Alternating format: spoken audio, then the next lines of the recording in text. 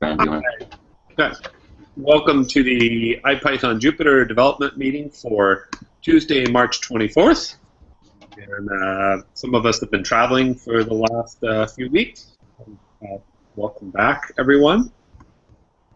And let's see. Wow, I guess we've skipped a couple weeks of meetings. Mm-hmm. And so, first on the agenda, watch out for 4.0 breaks. Okay, this is more just a general announcement to anyone watching of stuff's going to break, so watch out for it.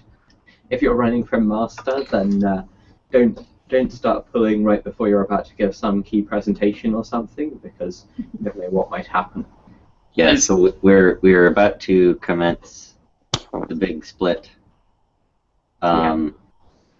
where we will try to keep the tests running, at least with a develop install, but we know we will break like a full installation of master, and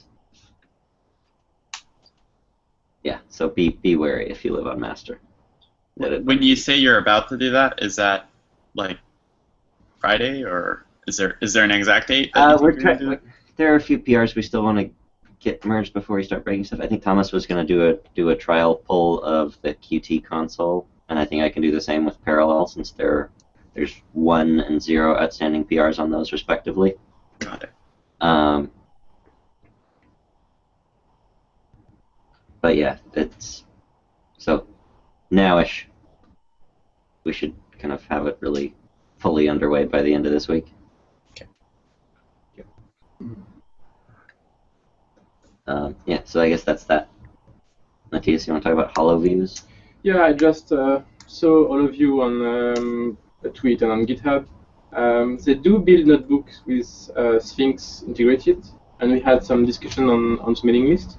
So we will probably try to gather a few people and work on that in the next, maybe just after the split we can try to do that. And it's also a project that rely on widget in some area, but can also work without widget, which is nice. And as far as I have seen, they can have some kind of static widget. I don't know how they're doing it exactly, but I was thinking that John might want to have a look. Yeah, I was poking around, but yeah, I haven't looked at it much. So that's basically something to watch.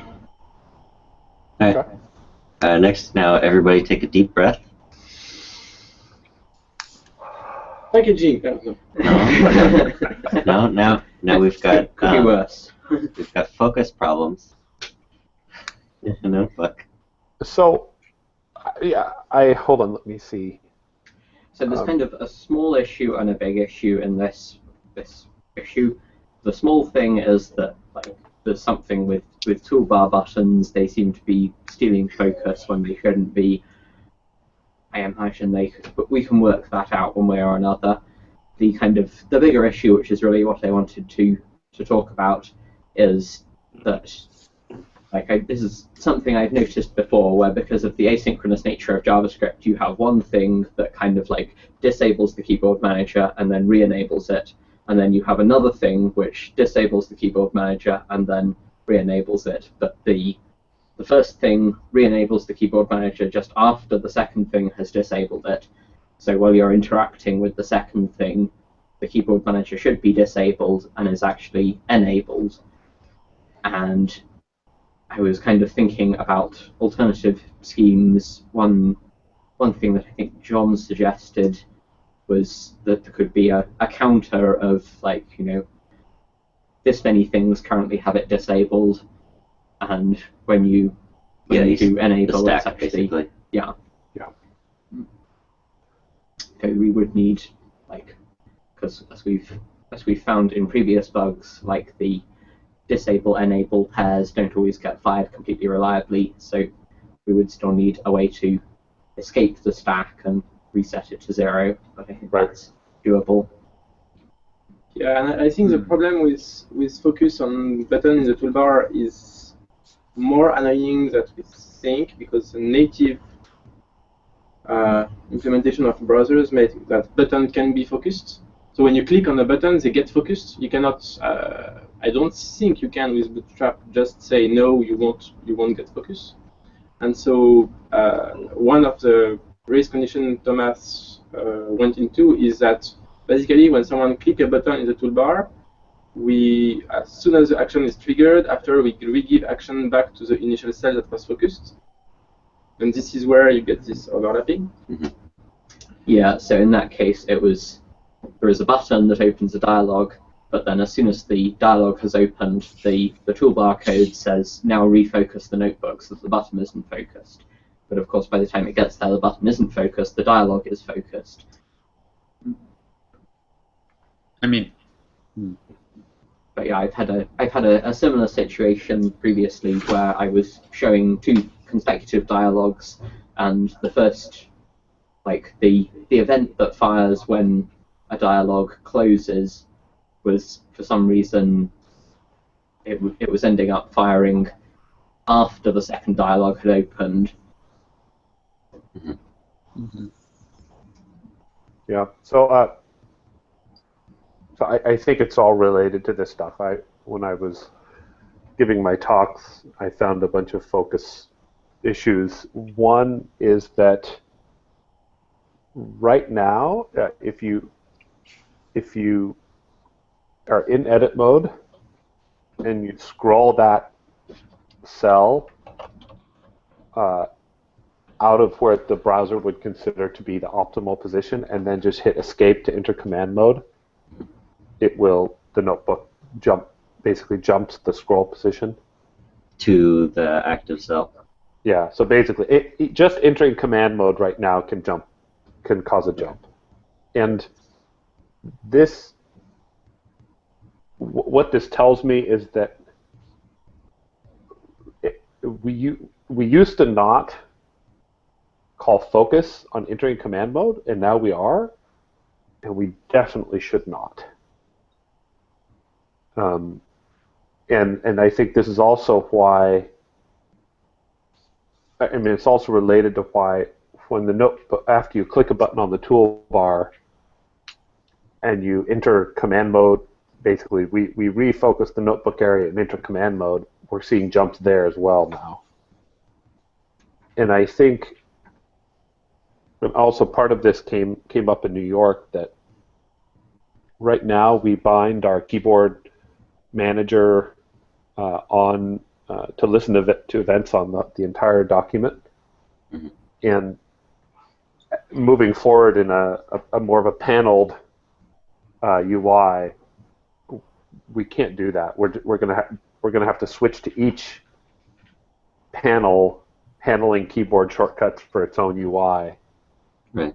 And I think that part of it's not clear to me what div should be capturing the notebook keyboard shortcuts, if that should include the toolbar or not.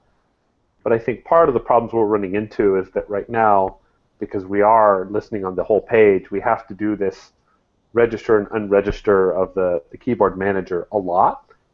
I think if we start to capture on a smaller portion of the page, that need to micromanage all of this goes away.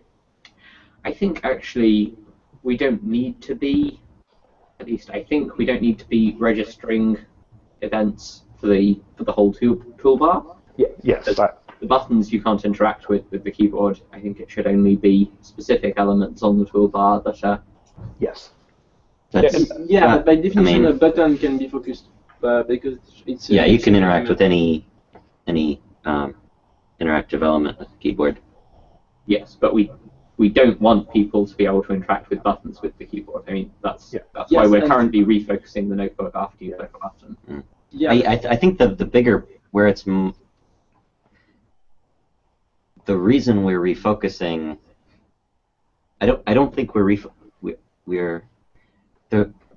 refocusing the notebook to prevent people from interacting with the things with the keyboard. It's because you want the keyboard to not be totally broken if you click Yeah. out there. So we still, even if we only bound events on the notebook div, we would still want to, if you click in the menu bar, we still want to focus the cell. But if we bound it to the whole page, and then when you click on the toolbar, we don't disable the keyboard manager, then your shortcuts would still work. Well, actually, yeah, as long as you still refocus the cell, yeah, that's the important thing. Yeah, no, the keyboard events on the toolbar we don't need to do. Yeah. But so actually, though, it's not clear to me that, I mean, at least the way that they've been doing the phosphor menu so far is that there's a single menu bar for the entire page that's contextual based on which panel is selected. Right. And so there's no, I don't think there's any way of knowing that when you, after you take a menu action, that a particular notebook in a particular cell should be focused. Well, it would only be for certain categories of action, right? I think. But so right now, if you did that, if you didn't refocus a cell, that means that if you take any menu action and you want to get back into keyboard mode, yeah, you have to click on a notebook. Yes. So it means that anytime you take a menu action, all keyboard shortcuts are disabled because the thing you clicked on, the menu thing you clicked on, is focused. Or is it the focus? Maybe not. It is focused, but the notebook, the cell that was focused, definitely isn't anymore. Yeah. Right. So if you want to be able to take a menu action and then resume using the keyboard, you have to either say that's always a 2-click sequence, and or what if we apparently you might be able to unfocus, to prevent focus from being somewhere by putting tab index to -1. But I don't think that affects if you click it, because we're talking about clicking things. Yeah, I mean, I mean, another option is, I mean, the problem with focusing elements is the fact that the browser gets control over what, basically the scrolling of things. Yeah. Another option is that, and that's only possible because we set tab index of -1 on our cell divs. If we got rid of that, we could actually implement our own scrolling logic that doesn't fight with the browser's jump. And I think that would give us a higher degree of control, and we wouldn't be relying on focus events. We'd be relying on us building our own APIs for scrolling whatever content we want to scroll into view, etc. And I have a question about that. What about, doesn't CodeMirror need, for the text area, doesn't it? This is maybe a naive question. Doesn't it need proper focus? I think it does, but I think that's fine at that point. Because for a user to click on CodeMirror or to enter edit mode, the assumption is that that element would already be in a reasonable scroll position. And it will, if it's off screen when you do it, right? Because then it's okay for it to jump. I think. I mean. I think that is reasonable, and yeah. I guess I don't quite know when if we're taking over scrolling, that would still happen, right? The jumping would still happen. When you focus. Yes. Okay. Yeah. When you focus CodeMirror, and part of it is, I think.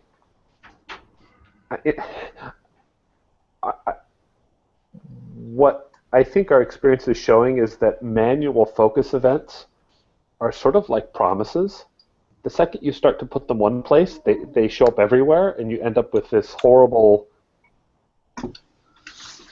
You're basically forced to manage focus explicitly in more and more places, which just creates more and more opportunities for things to go wrong. And like right now the notebook is almost unusable because of these things. And I mean, just like if you save a notebook, it jumps, or if you enter command mode, it jumps. Yeah, assuming the scroll position is weird. Yeah, and that's. Although the save thing, I'm not quite sure I understand the save jump, because it actually jumps to the top of the notebook. So I just did that, and it did it one time. But is this all save, or is this only save using the little bar? No, this is the toolbar button. Yeah. Doesn't do it for me at all. It's not doing it for me right now. It was in the grand tradition of our JavaScript and focus and scroll related bugs. I did see it. Okay, so it happened once, and it didn't happen after that. Okay, so I'm not completely crazy. No, so it does happen, but it doesn't happen consistently, or at least it may happen consistently but it doesn't happen all the time. I mean, what I think my preference. I think we need to do larger thinking about this. Yeah. My preference for 3.1 would be to, one, make sure that selecting a cell does not focus it.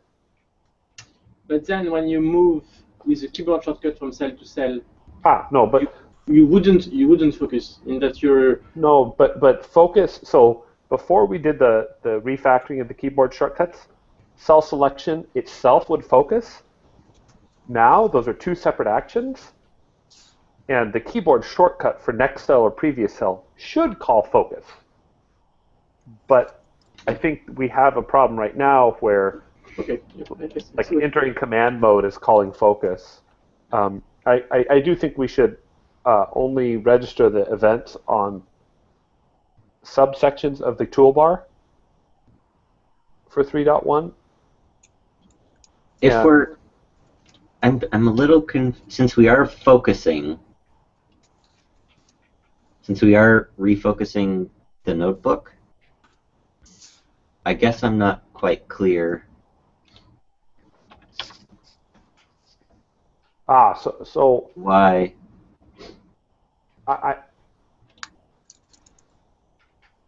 This may be the browser's behavior that it says if you focus a scrollable div,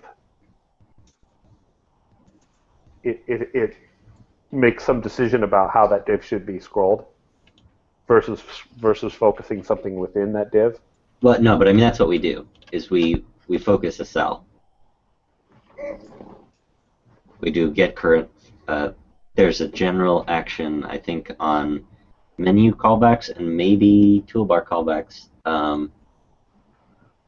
that does focus currently selected cell. I think that's what it does. Okay. Yeah. Okay. Now I see that. Now I can reproduce the jump every time. It's because it's focusing. It's when I've scrolled the current cell off the screen. Yes. Okay. But is it jumping to the top of the notebook? Jumping. Well, no.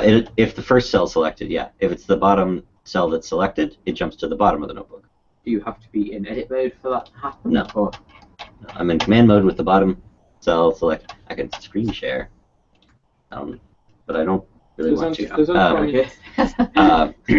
doesn't from. I mean, even last cell selected and last cell selected. Scroll to the top. Hit save on the toolbar. Select last cell. Scroll to the top. Click save on the toolbar. Does it only work with code cells? Who knows? Last cell selected. Edit more. Go to the top. Save on the toolbar. That happens on every. No, yes, it's doing the same thing and it's working. Isn't JavaScript fun? I don't like this one bit. Are you on localhost or on Try Jupyter?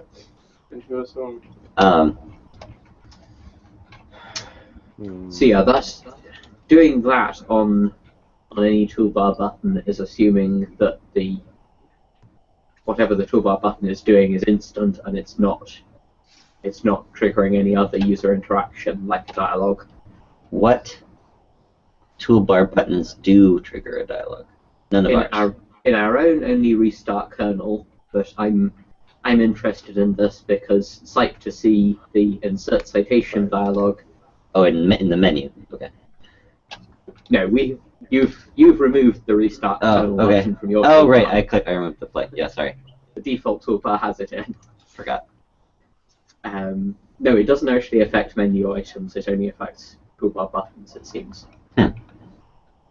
That's probably just an ordering thing. I can reproduce on master. There's a difference between master and Try Jupyter. Okay. But yes, can now reproduce it. At least in one notebook. But yeah, so but if we don't focus, it's just a question. If we don't focus the cell, so focusing the cell jumps. And if we don't focus, that means keyboard shortcuts don't work, right? Yeah, and I actually... If we don't call register events on the whole toolbar, then clicking a toolbar button won't disable keyboard shortcuts. Yeah, yes. And actually it's not. That's no. And only if so if.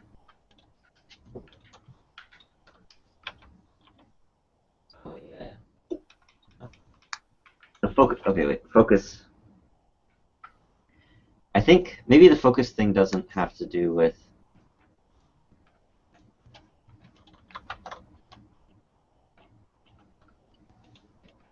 Well, we need to lose focus on the menu bar, right? We can't let the button keep focus because that will disable keyboard shortcuts, or it will do the worst possible thing, which is have a button selected where keyboard events make sense, and those events will happen in addition to events on the notebook. Right? Yeah. We need a way to basically have buttons not getting focused when you click, so to trigger the action but not get focused. Yeah, so what? I don't know how to do that. I'm not even sure you can. Yeah. In HTML, as soon as something gets an href, or I don't know, can we remove the href of the buttons and still have the action being triggered when you click, or do they have href? It's not just an href, is it? Like, because you can focus arbitrary divs without hrefs. Arbitrary div, you need to explicitly tell them that they have to be.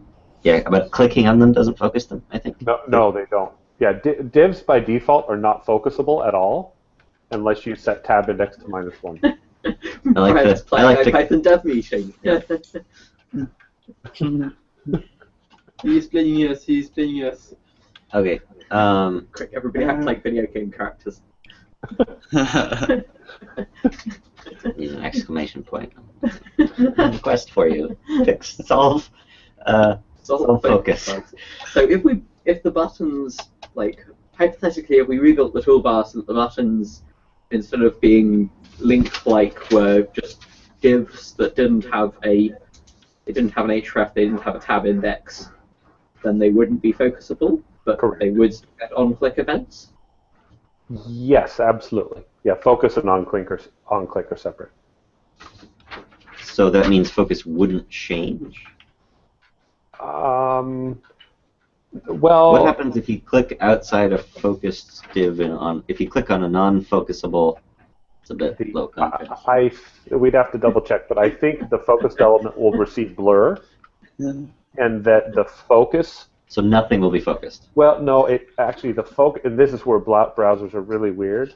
I think basically focus starts to propagate outwards until it hits the first focusable element, which possibly is all the way out to the page. Okay, so body will be focused. Yeah, and and this is something that we do have to watch at different points. And actually, this is the reason why we're currently registering the keyboard shortcuts on the whole page rather than just the notebook div. Yeah. Because we were running into situations where there was nothing in the notebook being focused, and so focus was propagating outwards to the whole page previously. And so that's another behavior that shows up in all of this to make it more fun. And if you're in edit mode and you click a toolbar button, it needs to refocus that to get back into edit mode, right? No, I mean we did. I do think that if you're in edit mode and you do any action sort of at the notebook level or outside that, you should be in command mode at the end of that. But I mean, like, I have an insert citation button which only makes sense in edit mode, and there's no reason to switch people to command mode for that. It's purely an edit mode action. Yeah, but there isn't an edit mode toolbar, so. But if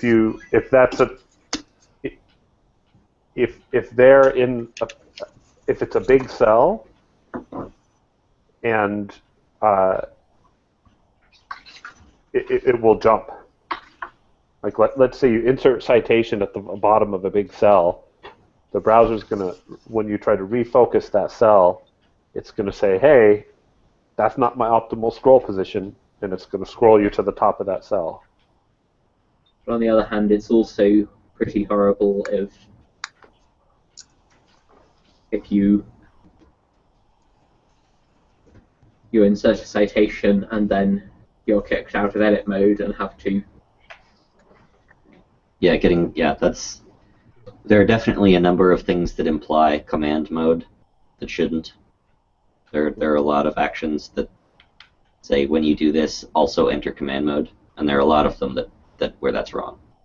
Well, but I think, I mean,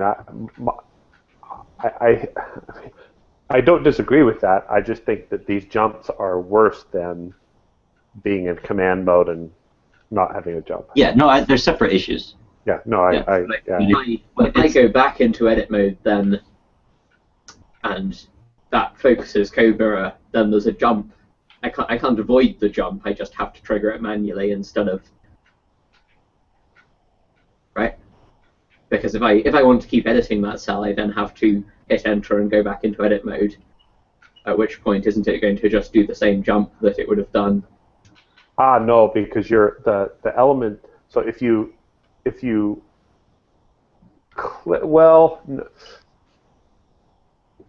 no. So the way that works is when we enter edit mode, it's not the cell that's being focused.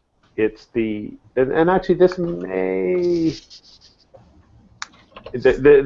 fix the issue. When you enter edit mode, it focuses the cursor. Exactly, it's the cursor that's getting the focus, and so that may actually fix. And can we not do that programmatically?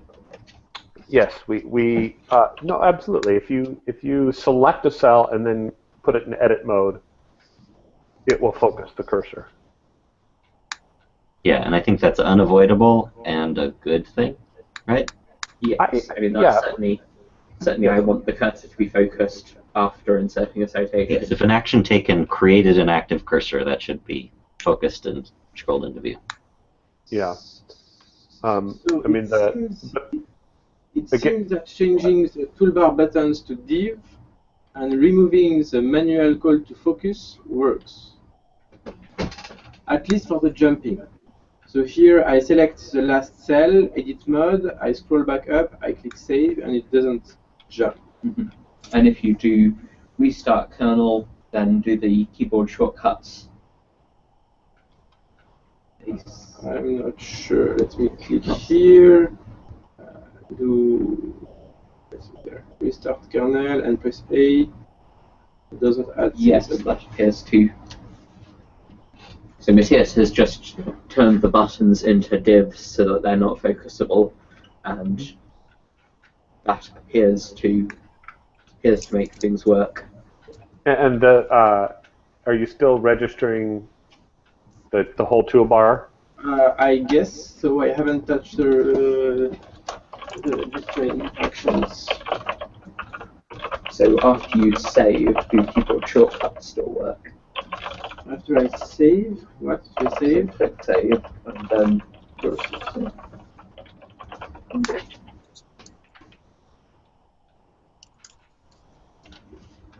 But we also have this issue that even just going from edit mode and hitting escape to command mode causes a jump right now.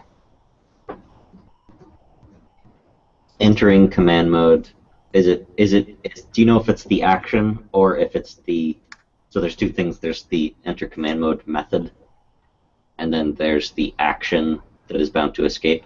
Do you know which one of those is doing focus? The action is just calling notebook command mode. Okay, and the command mode method definitely shouldn't do any focusing. And something's happening right now that it... Yeah, I mean, there may be an explicit focus call. We should just check. Yeah. Yes. And there shouldn't be. Cell, focus cell. In command mode? In enter command mode or whatever it's called? Yeah, but you need to do that. There is a command we don't call cell command mode, but rather call cell focus cell, which will blur code mirror and triggers a call to handle command mode. So apparently we do explicitly focus the cell to get rid of command mode focus. Otherwise, you get twice. To get rid of code mirror focus? Yes. Can we explicitly blur code mirror? Would that? Okay, so we do it for a reason, but we might be able to avoid doing it. We should look. How long has that been there since 2.0? Because I'm also worried that that browser's behavior is changing underneath us. It's always an option. That would make life especially fun. So is there? Honestly, I think I think this stuff is so technical that we probably just need someone to investigate the different options and behaviors that are reasonable to think about for 3.1. I don't think we'll be able to sort it all out here. Is there someone that has cycles to work on this, or? Yeah, I can work on this. Okay, I mean you probably are most familiar with the gory details of the all those keyboard events. So if you want to, so what's our thinking on 3.1 with respect to this stuff? I don't know. It's in kind of a rough state, so I'd like to have some minimal fix for this. Yeah, I mean, because Thomas had a tiny fix for the one specific problem. Yeah, that wasn't the real problem I cared about. That was I don't know. It's partly a question of how, who do we want working on this, and what do we want to do about the big split? I mean, do we want to make sure that this is fixed really before we start splitting? I think I can do it independent, and it won't be a problem. Though. Like I think you can do the split, and I can play with this, and then. Okay. But are we going to release 3.1 before the split? If we're starting the split now, then no. I mean, we're kind of in the middle of it. So are we just going to create a 3.x branch? Yeah, we already did. Okay, that's fine then. Yeah, no. If we're going to manage the 3.point releases in a branch, then I think the changes to fix this in terms of lines of code are going to be relatively small. Yeah, it's just figuring out exactly what 3 lines of JavaScript and where to put them. Exactly. It's going to be hard. Yeah. Okay. Yeah, so if John or Matthias or both wanna work on that, if we can do a clear job of enumerating the problems, Yeah, that's what's that? Then I think we can figure it out. The other 3 point. I guess it's the next thing on the agenda. But, so do we want to put John on that, or does Matthias want to? If Matthias has a clean solution, he's welcome to, or if he's interested. That was for just one piece, but yeah, I don't. I don't even believe we can really do what Brian wants. well, we can at least kind of we can get a few of the sharp edges off, right? Yeah, for 3.1. We don't need to get to our ultimate goal, but right. taking off a couple of the sharp edges of when we're focusing that we really shouldn't. Yeah, I'm afraid that we will introduce more issues. So I Practically guaranteed. I am 100% sure we will. Yeah, no, I agree. No, there's not even a possibility that it won't. But yeah, I don't know. Okay, so should we call that a plan for that stuff? If John wants to dig in, Sure. Yeah. Back to the agenda. Next thing is the output overflow behavior. Oh gosh.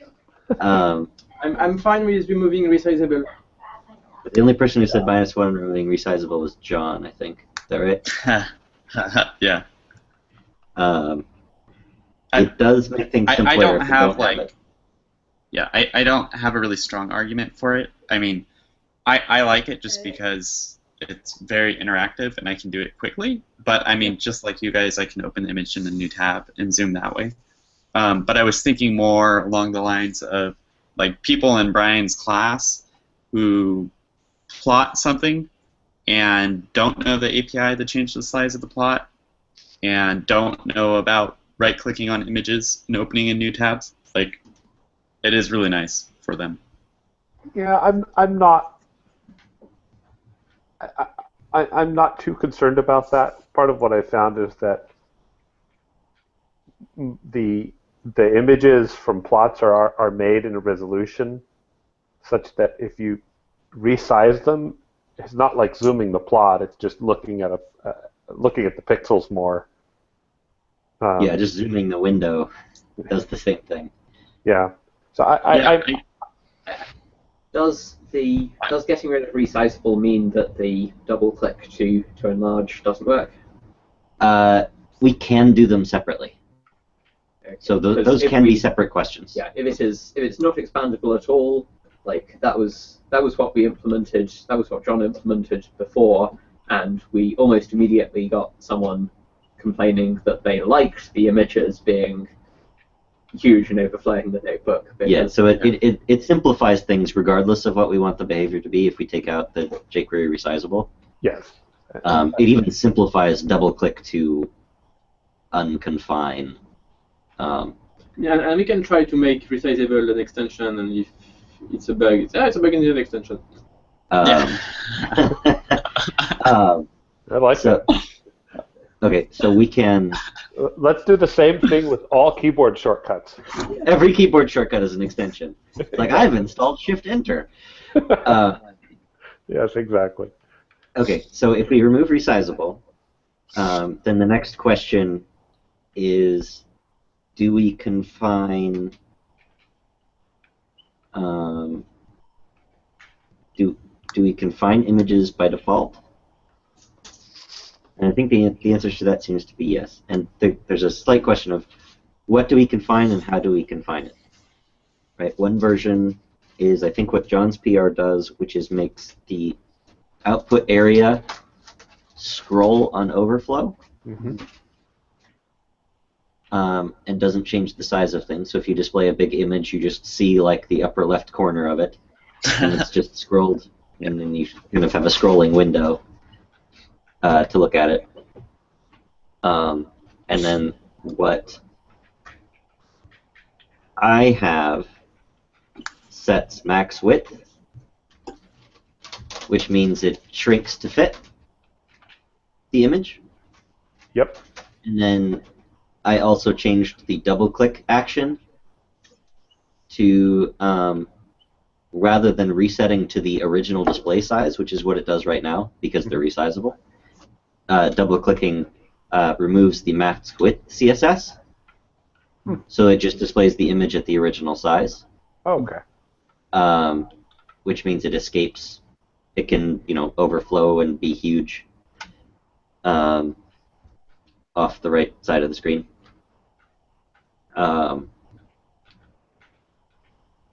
But the way that I've done that means that some elements can overflow because I only applied it to like image and SVG. Yep. That means that you can still put HTML on the page that overflows. Okay. And the options there are, well, people put explicit HTML, let it display as it is, or we combine the two, and that's that we combine some things to max width. We confine things like images shrink to fit, and then if someone displays raw HTML, the most common candidate for that is like a pandas table. Yeah, that's what I was thinking. Or a pandas data frame as an HTML table. That often overflows. Do we scroll on that, or do we try to squish it? I think scrolling is the sensible thing there. Okay, so that sounds like doing basically both things, making sure the output area, and so the disadvantage of doing that. So if we combine what I have, which is confine with max width, and double click to expand, plus John's output area is never wider than the notebook, and it scrolls for overflow, means that double click to expand rather than expanding on the screen will expand within a scrollable area. So you double click to expand, you'll make it bigger, but there will be no way to actually see the whole thing. I think that's an acceptable compromise. Yeah, I do too. I think, and part of it is, I mean, you can imagine as we move towards a system where the notebook is embedded in one part of the page, like having something from the notebook stick out into other parts of the page is just going to be. Yeah, and that makes a lot of sense in that context. Where it's a little bit frustrating is with the narrow notebook div, having all this screen space to look at my image and not being allowed to use it is a little bit frustrating. Yeah, no, and that is where like a paneled layout system that has adjustable splitters, you could just make the notebook pane wider and look at it. That would help that situation. Well, you'd have to make the notebook so. At the moment, like even if you make the notebook window super wide, the notebook page. Yeah, you have to be able to expand the notebook, the metaphorical piece of paper. No, in my mind, in a paneled layout, the notebook document would not have any borders within the pane. Okay, like we did before 3.0. Yeah, that. Okay. I mean, yeah, basically, give the user explicit width adjustment. Okay, in that case, I can combine. I think there's 3 PRs now together that do this, and I think John's doesn't need to change. Mm-hmm. R. Smith's doesn't need to change, but mine, which is in between the two, does.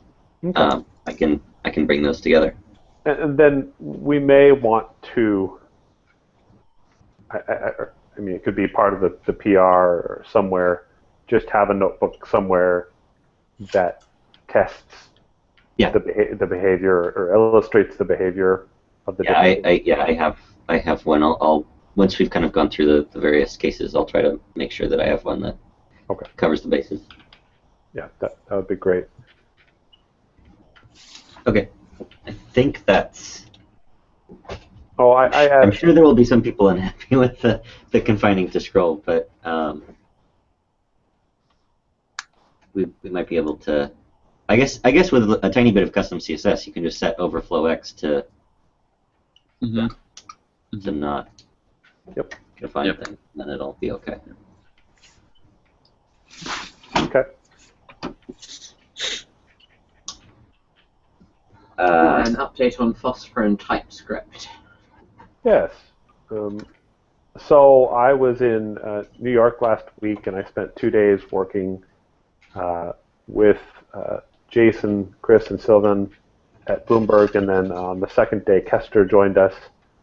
And the first day, Chris basically walked myself and a few other people through basically a deep dive into the Phosphor code base to really sort of understand the technical details and everything.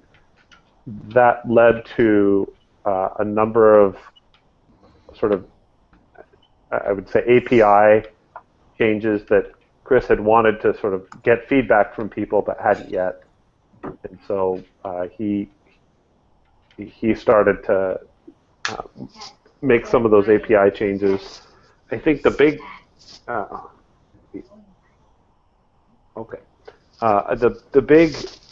one of the big things was the second day. Well, the first day I got to obviously look at a lot of TypeScript code, and then the second day I actually spent a lot of the day writing TypeScript code. I made some pull requests against Phosphor, and after spending time with TypeScript, I would say I'm completely sold.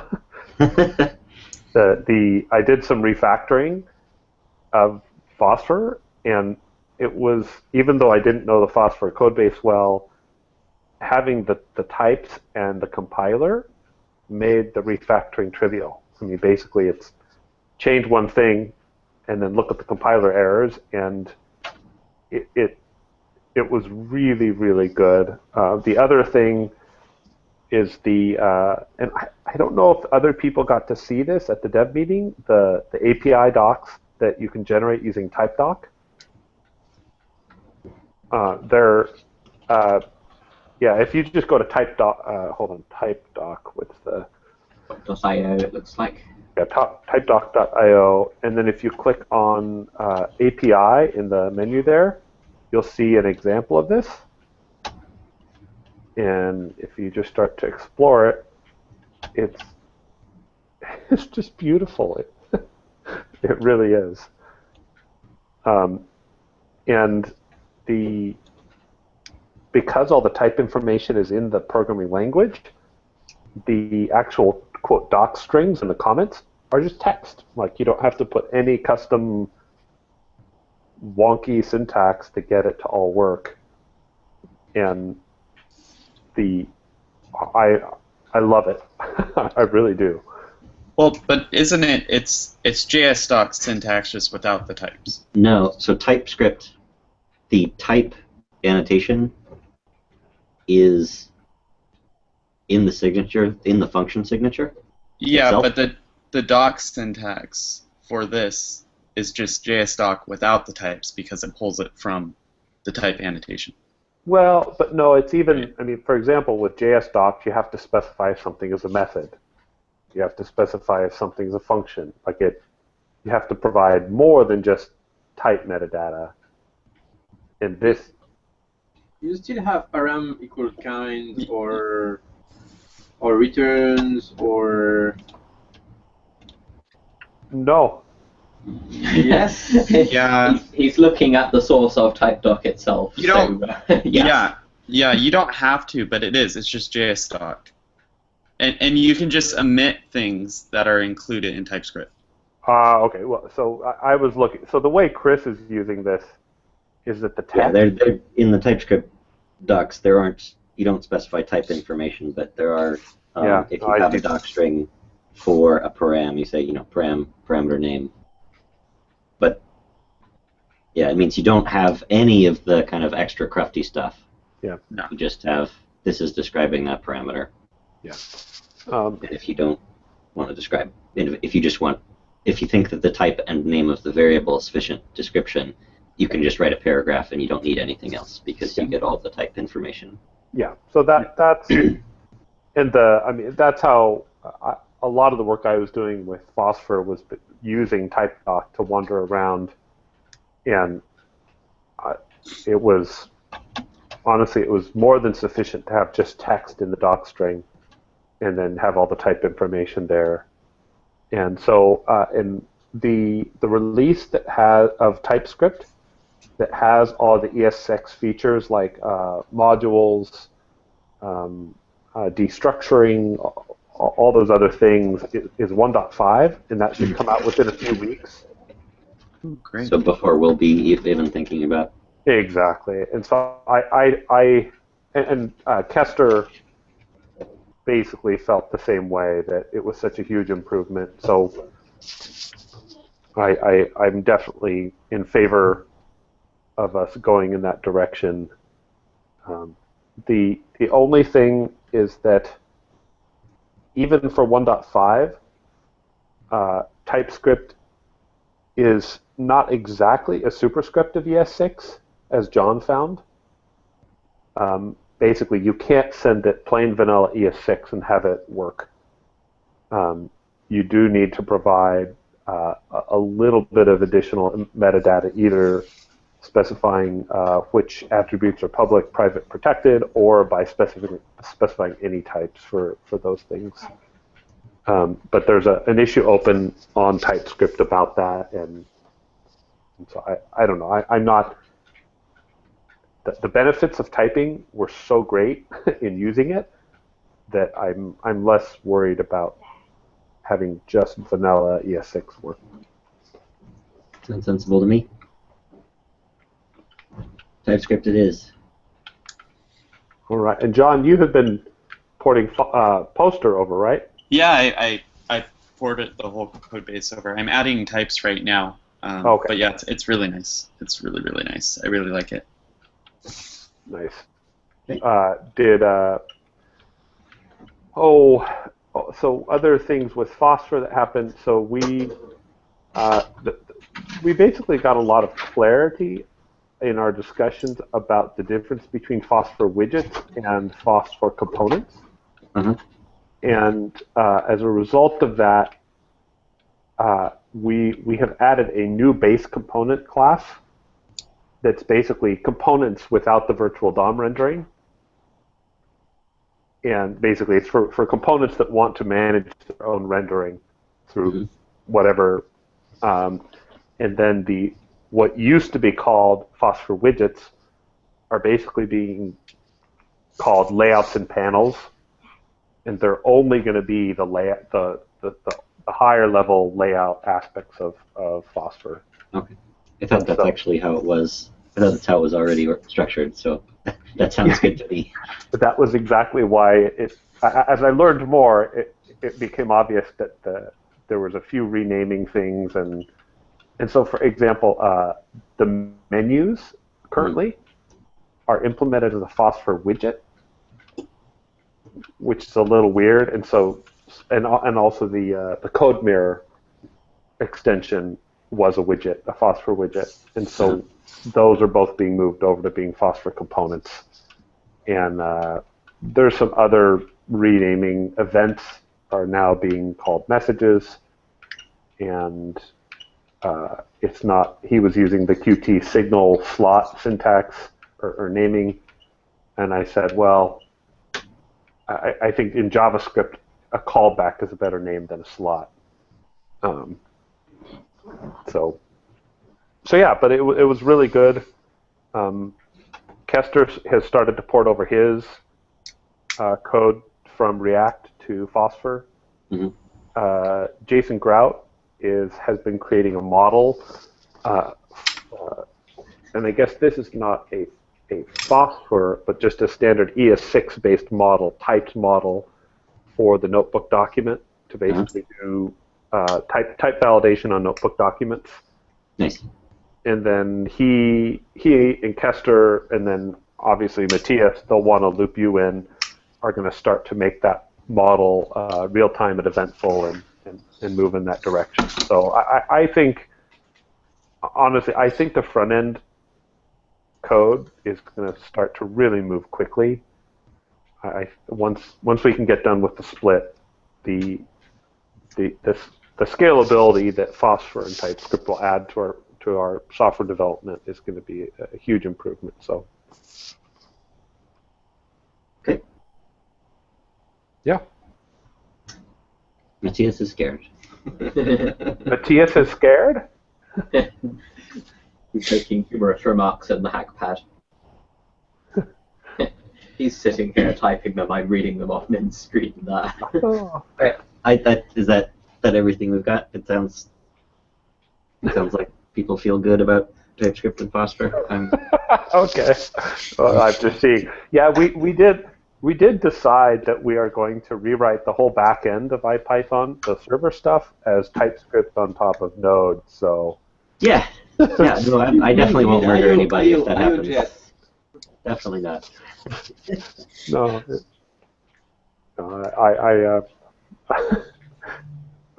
Brian dropped. Okay, that's a little bit of a misrepresentation of what I said. All right. So Jess Selenium. Trying out Selenium. Oh wow. Yeah, I just wanted to I just started exploring Selenium a little bit because I wanted better JavaScript tests for the MBGrader stuff, and I knew that you all had been talking about using Selenium possibly, so I was like, okay, well, I'll try that. And I only used the Phantom backend, so I didn't actually play around with the different backends that they have, but they have Firefox, Chrome, Internet Explorer, like all of the major browsers, and which seems like you can just drop them in, and it should work as long as you can, like, I think, so Travis has, you can use Travis with Sauce Labs and then be able to use those different backends for it. But actually writing the tests was really easy and straightforward, and I had some existing tests that were in Casper, and I ported them over to Selenium, and it seems much nicer. So at least the little bit of exploration that I've been doing with it for MBGrader has been great. So I thought I would just report on that. That is good to hear. Thanks for being a canary on that particular gold mine. Yeah, I might dive into trying to look at that and port some of our tests to Selenium just to see what it's like. Did you have a look at Sauce Labs since last night? No. Too busy making pull requests. Yeah. I didn't make a pull request last night. Yeah, that sounds really good. Yeah, it looks like there's a small amount of JavaScript in strings, but yeah, probably you could. Like that was just because those were the tests that were already in Casper, and I didn't want to put in like too much work to get them converted. Right. So I basically just copied and pasted the inner JavaScript that I was executing, but you probably could have those tests rewritten in a better way too. So. Okay. Yeah, it's good that it's working. And then so you still use Travis, but then Travis calls out to something else that actually runs the browser tests. That's something that that's never been quite clear to me. If you want to use Selenium with a real browser, what's your CI option? Yeah, I don't really know much more than you can do it. Okay. I don't know the details of like how that actually works because, like I said, I was just using Phantom for these tests. So with Phantom, you can still run it on Travis. Yeah. Okay. Yeah. For us, that's one of the reasons to get to Selenium is to run our tests with real browsers, so that we don't have the limitations of Phantom. Like we can't test WebSockets. And, there are lots of things that Phantom does that aren't representative of real browsers. Yeah. So I briefly tried the Firefox driver just locally, and it seemed to be just basically plug and play. Okay.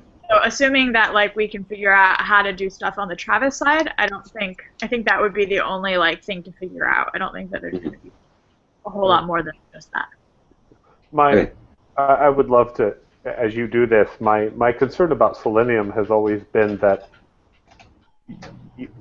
I'm worried that essentially you're ending up writing JavaScript code through another language, and I'm worried that that all the nastiness of JavaScript will still show up at the end of the day, but you'll be working in a different language that makes it more difficult to deal with.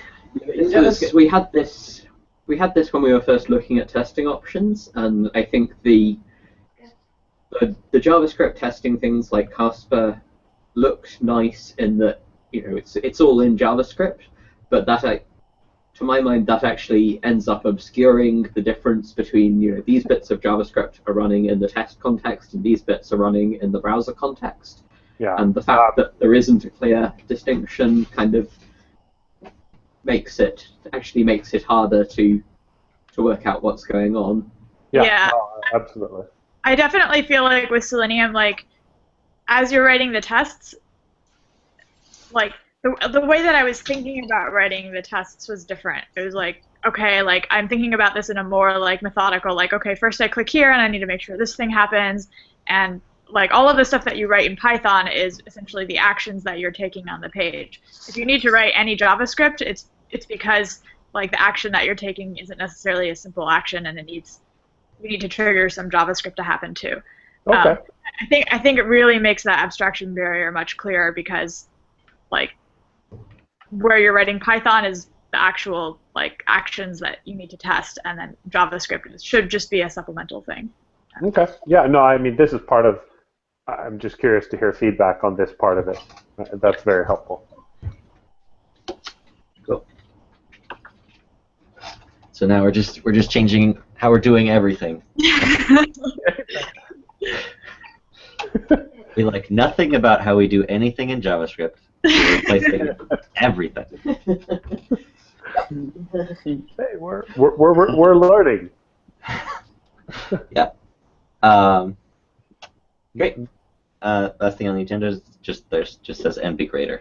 Well, yeah, we're running out of time, so I just make this like really, really quick. I just wanted to give a brief update on John and I have started like implementing the things that we talked about at the dev meeting. I have my reorganization of like the pipeline of how stuff works, and it's really nice. Like I started changing some of the code that I had written specifically for my class, and I basically am just like removing huge chunks of it because I don't need it anymore.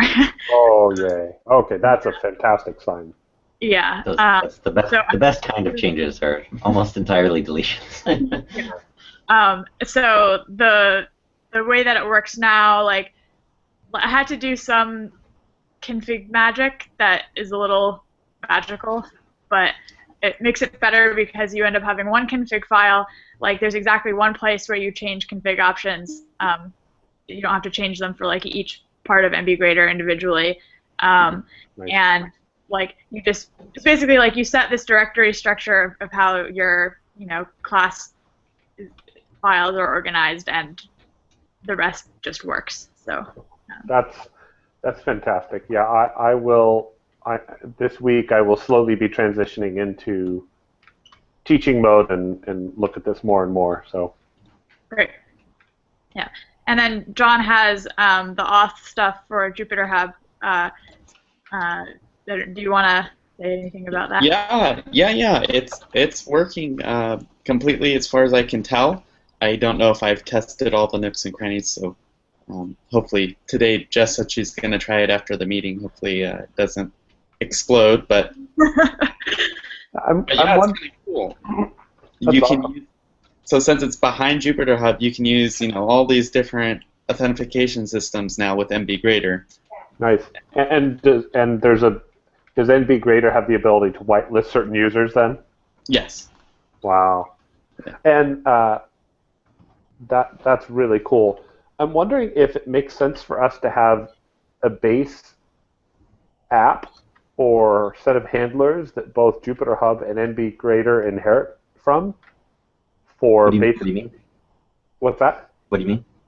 Basically, a generic template for services that want to plug in to the config proxy. So if someone said, "Hey, I want to add some new backend server that integrates with Jupyter Hub," that there's a base class that they can inherit from, and automatically handle the auth and updating of the config proxy. So the way, so NB, that might be a little bit tricky because NBGrader doesn't. It inherits the auth behavior, and we might be able to work it out, but it probably doesn't inherit much from. So it inherits updating the proxy from Jupyter Hub, and then it inherits the authentication from the single user server. Okay. And I think if we want to have the notion of external services for Jupyter Hub, what we should do is add a services API to the hub itself. And then, so that what you do is rather than your service, you talk to the proxy. With your service, you say, "Hey, Jupyter Hub, I'm another service. Put me at this." Yeah. That's how I thought it worked when I started. We can make the base class for that. Put it in Jupyter Hub. Jupyter Hub wouldn't actually use it. Okay. I just was No, I mean if we can do that type of. If we want Jupyter Hub to have the generic, because there is actually a problem right now with Jupyter with the way it's not a big problem, but so Jupyter Hub has this notion of it knows about the proxy state. So if the proxy dies for whatever reason, like we've had FD issues on TempNB and things where the proxy dies, the Jupyter Hub can actually bring the proxy back and repopulate the routing table. Gotcha. Right now, if you start an external service that it has its own responsibility for putting itself in the proxy table, then when Jupyter Hub brings it back, it won't put that service back in the proxy. But if we have a generic notion of services in Jupyter Hub, and then that's part of the routing table that the hub itself is responsible for maintaining, then they'll come back as well when the proxy's restarted. Okay. And then that base class will basically be, you need a Jupyter Hub API token, and then it just is, it has the authentication mechanism and the a method on startup for notifying Jupyter Hub where it should be. We might even want to change something about how the cookies are handled, because right now it's piggybacking on the hub cookies, because we have the cookie paths to isolate things from to isolate single user servers from each other. But that means if you want to start a service that shares a cookie, it has to be on the same prefix. Which is why NBGrader needs to be on /hub/NBGrader. Otherwise, it will be isolated from all the existing cookies. We might consider not isolating cookies on paths. It's kind of annoying. I mean, we can go through the security story of why we do that. I don't really know that it requires for it to be a problem. It requires entire single user servers to be compromised. So if we say you should be trusting and in control of the single user servers, then it's not really a problem, and we shouldn't. I don't know. So it's if we relax that isolation, a lot of cookie handling actually gets a lot of cookie handling gets easier. Okay.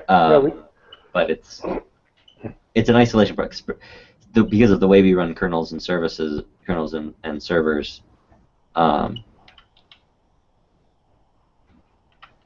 It's not very hard to compromise the server. Yeah. I would love to get Kyle's feedback on that. Yeah. I think but if we put services, we could put it on hub services NBGrader, that would then you wouldn't have this problem, and it's because you're not going to worry about the individual services being compromised. And so you're not going to isolate them on cookies. So if you just put them on the hub prefix, it's kind of a non-issue. Okay. Well, it sounds very cool. It sounds like the usability of NB Grader with all these changes is gonna really improve, and that's just fantastic. So Jess, do you think in the future you would run NB Grader behind Jupyter Hub like this? Yeah. It definitely would be nice to have something like, I don't know, I feel like the way that I currently have it set up is kind of, it's a little clunky and confusing, and we have to run it behind our lab's VPN, which is super slow, and so being able to run it on the server that everything else is running on would be really nice. Yeah. So I definitely would like to be able to set something like that up in the future. Okay, great. That's helpful. I mean, I sort of look at the decisions that you have the most experience with this, and so the decisions you're making are a good indicator of what's reasonable to think about. Okay. I believe that is the entire agenda. All right. Well, thank you everyone for joining. And hey, Kyle. I've been here this whole time. It's just my connection wasn't great. Okay. I just stopped and see. Well, we are done with our agenda. Do you have anything you wanted to talk about before we go? No. Hooray! Hooray! Unless you really want to ping me some more on the security stuff, but yeah. I think we can save that for another. We'll save that. Yeah. All right. All right. Well, Cheers. Bye, guys. bye, everyone. Bye. Bye.